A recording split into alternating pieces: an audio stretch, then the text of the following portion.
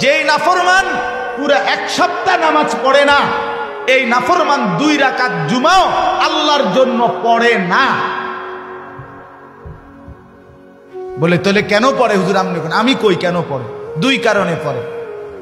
এক কারণ হইল তার বেরিয়ে কইব, বোন এমন আবু জেহেলের ঘর করি, এই ডাকাইতে কদ্দুর শুক্রবারে পশ্চিম দিকে আসার খায় না, এরুম অজাতের ঘর, এরুম অজাত অসিব্যের ঘর করি, কলজাটা জ্বল্লা গেছে বই। এই শর্মে 2 রাকাত নামাজ পড়তে আসে, নাহলে হে কোনো নামাজ পড়ি না। বেড় হে বিড়ি খাইয়ে তো কুল পায় না, হে নামাজ শুরু করতে, হে মুত্যাই তো কুল পায় না। আর 2 নাম্বার কি? 2 নাম্বার কারণ হইল গ্রামবাসী হাঁটতে চলতে কইব, আরে কিতারে তুই কিতারে? আবু জেহেল তো দেখি নাই, কিন্তু তোরে দেখতে চিনছি, আবু জেহেলের ছিল। ইন্নারিল্লাহ, তুই তো কদ্দুর শুক্রবারেও মসজিদে আইস না, তোর মতো এই জিদারে আবু জেহেল রে, তোর লগে তো কোরবানিও দেওয়া যাইতো না, তোরে তো আমগো কবরস্থানও কি করন যাইতো না। এই শর্মে এই শুক্রবার বুঝেন নাই তো? শুক্রবারের জুমার নামাজ যদি আপনি আল্লাহর জন্য পড়ে থাকেন, আমরা যদি বলেন না আমি হুজুর এই 2 কারণে পড়ি নাই, আল্লাহর জন্য পড়ছি, তাহলে আপনি বলেন আল্লাহর জন্য আসর পড়লেন না কেন?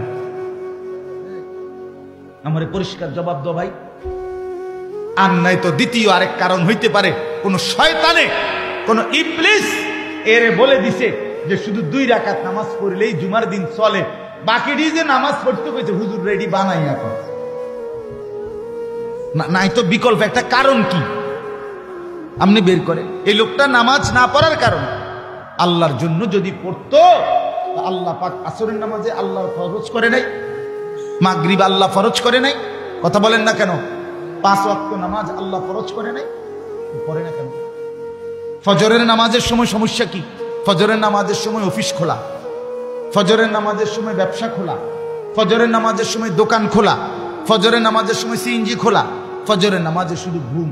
তুমি ঘুমের কাছে হেরে গেলা, তোমার মতো অপদার্থ দিয়া কি কাম হলো? তুমি পৃথিবীর কি করবা? ভাত ছাড়া, খানা ছাড়া, আর হুতা ছাড়া, পেশাব পায়খানা ছাড়া তুমি কামটা করবা? সামান্য ঘুমের কাছে মোমেন হেরে যায় কেন? যার আখিরাত আছে, যার কবর আছে। রাসূলুল্লাহ সাল্লাল্লাহু আলাইহি সাল্লামের হাদিস শুনেন, নবীজি বলছেন পরিষ্কার, ওয়া ইল্লা আসবাহা খাবিসান নফস কাসলানা। নবীজির পরিষ্কার হাদিস, ছেলেরা শোনো, বা লজ্জা যদি থাকে শোনো।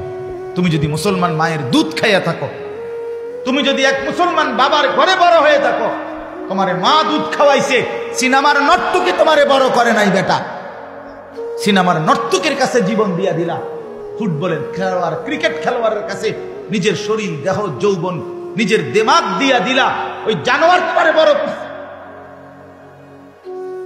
তোমারে তোমার পবিত্র বাপ বড় করছিল, তুমি তোমার বাবের মুখে এভাবে চুনকালি মাখলা কেন? আল্লাহ রসুল বলেন যে ফজরের নামাজ পড়ে না, কসম, সরাসরি রসুলের হাদিস, যে ফজরের নামাজ পড়ে না, রসুল বলে খাবিসান নফস, এটা সরাসরি খবিশ, খবিশ, খবিশ।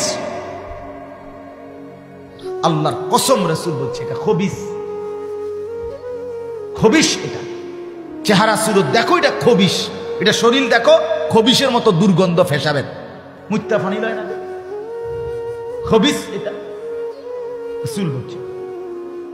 আর হাদিসে ডাইরেক্ট আছে, নবীজি বাথরুমে ঢুকতে, পেশাব পায়খানায় ঢুকতে খবিশ থেকে পানাহ চাইতেন।